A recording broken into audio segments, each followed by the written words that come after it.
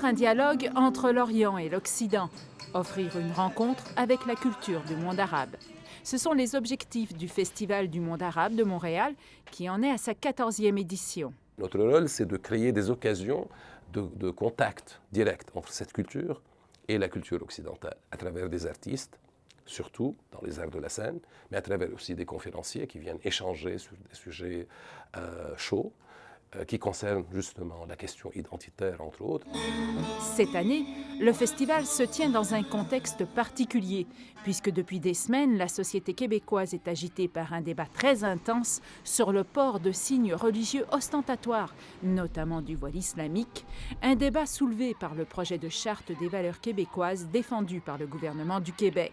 C'est une crise, ça c'est ma lecture à moi, c'est une crise à la fois du monde arabe et du monde occidental.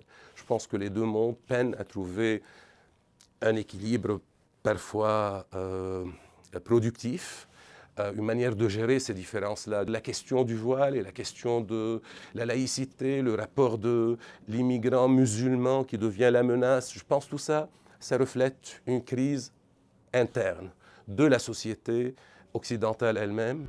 Des conférences vont ainsi aborder les thèmes du féminisme islamique, des femmes musulmanes de France et du Québec, ou de la démocratie et la laïcité post-printemps arabe.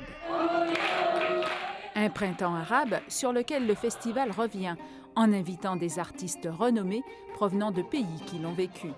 Cette 14e édition va aussi rendre hommage au tribalisme, dans ce qu'il peut représenter de meilleur. Il y a un tribalisme qui est beau, un tribalisme qui invite à la communion, qui invite à se fondre dans un groupe et dans une communauté solidaire.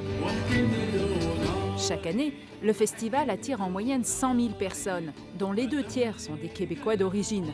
Preuve que les efforts de dialogue et d'ouverture entre les deux mondes peuvent porter fruit.